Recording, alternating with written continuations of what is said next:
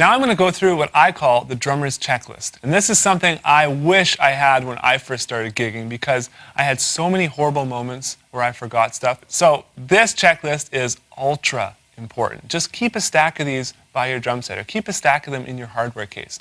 And right before you're ready to drive away out to the gig, just kind of quickly go through the checklist and say, yep, got all the stuff. And most importantly, when you leave the gig, look at this checklist again and say, do I have everything that I brought?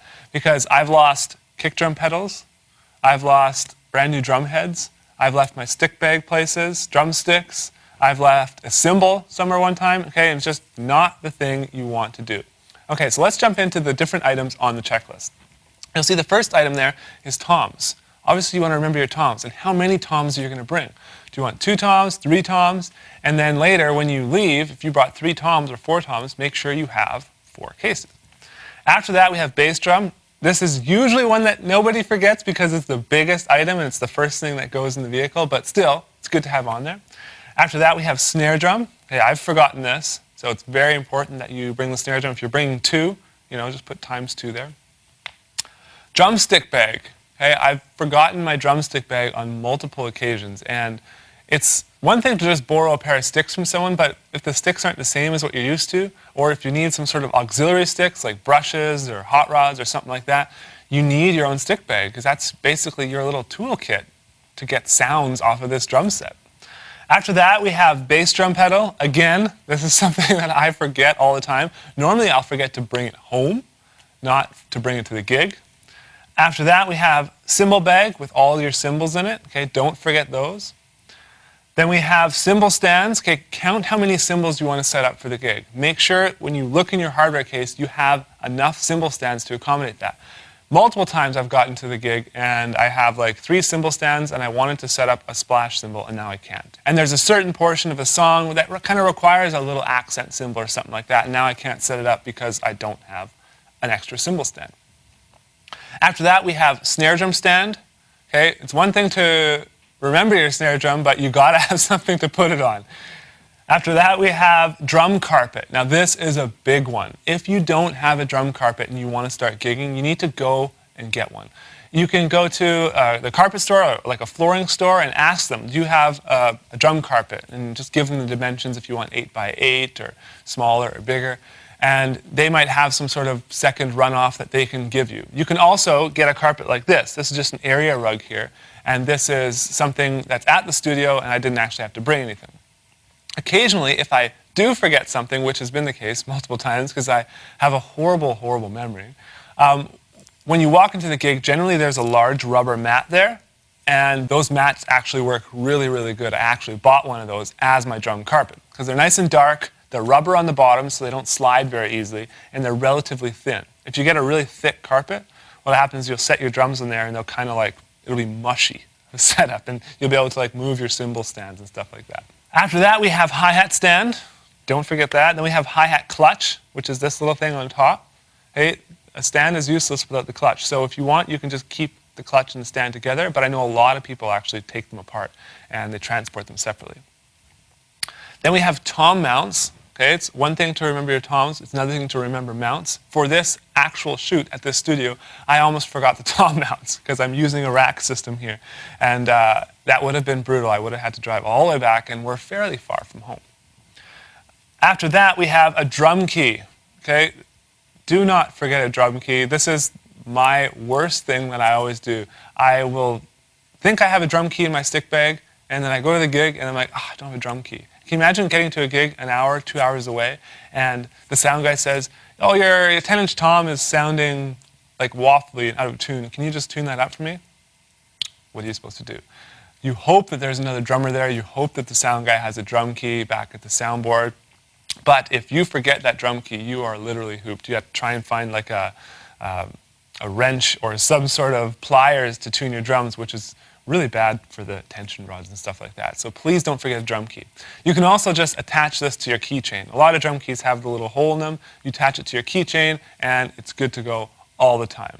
The final thing you could look for is a pedal. My DW pedal here has a little drum key attached to it. So even if I forget one for my toms, I can just pull that off and go for it. After that, it's extra snare drum head. Okay? you may break your snare drum head. If you're playing a little jazz gig or something, you don't have to worry about it. But if you're playing any sort of rock gig where you're hitting relatively hard, you could break your snare drum head. There's no way to know. There's no way to know for certain. Another thing is if someone asks to borrow your snare drum and you let them, what if they actually break your snare drum head? Well, it's nice that you have an extra one there. You can just quickly throw that on.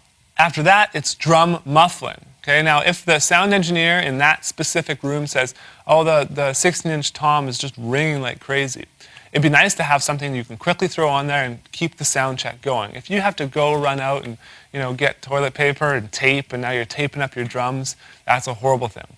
Another really, really important reason to bring drum muffling is you don't want the sound engineer to come and muffle your drums for you, because they don't necessarily have the appreciation for high-end drums.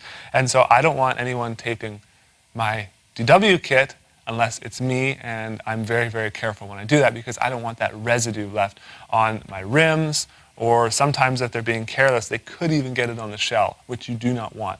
So bring some drum muffling. Here I'm using a drum muffling called Drum Gum. Okay? You can go ahead and do a search for drum gum and you might find that. Another thing I've done is I've just brought some gaff tape along, which is a tape we used in the filming industry, and it doesn't leave that sticky residue like duct tape does. And then get some paper towel or some toilet paper and fold it up in a little square, and then just put a tiny little piece on your drum set. It's as simple as that, and it works wonders. All right, after that we have duct tape or gaff tape. Now for muffling, I generally use gaff tape with a little bit of toilet paper or a little bit of paper towel. The duct tape is actually for if the mat is sliding, or if your drums are sliding or just not staying in position. Every surface you go to at the gig could be a little bit different. So sometimes, even though your drums are on a carpet, you might find that things are moving more, or something might be different, you just can't figure it out, you don't have time. You have the duct tape there, you can just tape it to the ground and just be done with it. After that, I have song notes. Okay? Any notes you've made from rehearsals, whether they're digitally on your computer or on your smartphone or wherever they are, whether they're printed out on pieces of paper, you need to remember to bring those, because that would be horrible to spend all that time preparing and then get to the gig and not be able to remember what you're supposed to do. After that, floor tom legs. Okay? If your floor tom is mounted, then you don't have to worry about that, like this one is mounted. But if you have an actual floor tom, then you need floor tom legs, and don't forget those. That's the most brutal thing, because you can't just put your drum on the ground and hit it like that, because it wouldn't have the same tone or sustain. Another thing you want to bring to the gig is a metronome. Now it's very important to have this if somebody asks you. If someone says, I want this to be at 100 beats per minute, or what is 100 beats per minute, they're going to look to you. And you have to be able to provide them with that. So even if they don't want to play with it the whole time, maybe they just want it for the first 4 bars of the song so you can kind of lock in at the tempo. And so it's very important that you have a metronome. You can get these all the way from $10 up to like $300, or you can get online metronomes that work great. So if the gig has internet, you can go ahead and plug your headphones through that, maybe have one headphone in with metronome, and then also have your personal monitor set up. Okay, and now I've also added some alternate items that you can choose to bring for yourself. It all depends on what type of music you're playing and how particular you are. But the first kind of group of items there, that's the most important. Those are the essentials. Those are the things you absolutely need. Now for some professional drummers, maybe doing some higher level gigs, you might want some other stuff. So let's just go through that. The first thing is percussion items. Are you required to do any shakers, tambourines, hand drums, anything like that? Remember to bring any sort of percussion items that you might need. The next thing is an extra bass drum pedal. Okay, I've heard horror stories of the bass drum pedal chain breaking. This has never happened to me, okay, so that's why I didn't put it in the main list. But it is important for you, if you're a real heavy hitter or you think that your pedal is giving out, then either bring some replacement parts or an extra bass drum pedal. The next thing is in-ear monitors. Now, the in-ear monitors are the ones that I've been using during the successful drumming shoot, and these are basically just Shure in-ear monitors. I stick them in my ear and I can hear the music. It's as simple as that. Some people have really high-end ones that are molded to their ears.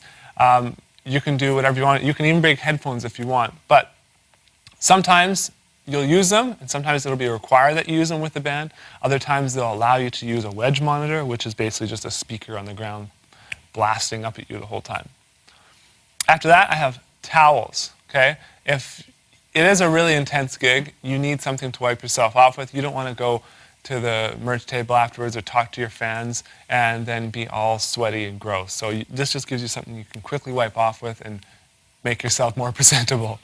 After that, I listed a small mixer for personal monitors. Okay? Now, like I said before, you might have a wedge monitor, and that basically sends you a signal of stuff that you can hear. If you want, you can get a little mixer, and you can bring that signal into the little mixer and then use your own in-ears. So if you don't like using wedge monitors, then you can go ahead and use in-ears and just do that all on your own. You don't have to worry about what type of gear the venue has and stuff like that. A lot of times, wedge monitors, they can completely wreck your ears because they're on one side the whole time, and then this side isn't getting the same amount of volume. And so it's just a little bit unbalanced. When you have in-ears, you can get a little bit of everything in your ears, and it doesn't have to be at a super high volume, which is way better for your ears. Okay, next I have clip-on fan. I've seen drummers do this before. I don't necessarily do it because I don't sweat a lot. But if you are one who sweats a lot, you can get these fans that just clip onto your rack. Here, I could put it here. I could put it on my hi-hat, and it just kind of blows air and keeps you cool while you play. Next, we have a Sharpie pen. Okay, you're going to become a rock star, so you're going to be signing tons of autographs. And don't be modest. If you know that there is the possibility that people might ask you to autograph their CD or the T-shirts you're selling, then make sure you bring a Sharpie to do that. The last thing you want is for people to be scrambling, and it just kind of ruins the moment when somebody actually asks you for your autograph. So don't underestimate it. It definitely could happen. After that, business cards. Okay? If you're a type of band that does corporate gigs, maybe you're a top 40 band, you want to bring some business cards that you can leave with people who are interested in what you guys are doing. The best way to get more gigs is by referrals, word of mouth. Okay? You can do all the self-promotion you want on the internet and put up flyers and do all that kind of stuff. But in reality, when someone hears you play, there's nothing better than that. Even if they're not the one to book you, they'll say, oh, this band was awesome that was at this wedding, or this band was awesome at this club. You guys should book them. Okay, well, what's their number? Okay, here's their business card. Done. Now you have another gig, and eventually, as the demand grows for your band, you could actually start charging a little bit more and earning some real money for playing the drums. After that, I have a multi-tool. Now, I always keep a little Gerber in my bag, which basically it's a knife, it's a set of pliers, and it's a bunch of other things. And this has come in handy on multiple occasions just because it's also a screwdriver, so if something comes loose on my drums that doesn't require a drum key, I still have the Gerber and I can still kind of get everything done. And finally, I say snacks. What sort of things are they going to give you to eat? Are you going to get anything to eat at all at the gig? Sometimes I've got there at 3 p.m. and you don't get out of there until like 2 a.m. And if you don't have time to go grab something to eat, you need some sort of sustenance because you have to play a possibly demanding show. And so it's important to actually have something there, whether it's just simple granola bars, bag of chips, something, just to give you a little bit of energy before you actually go play the gig.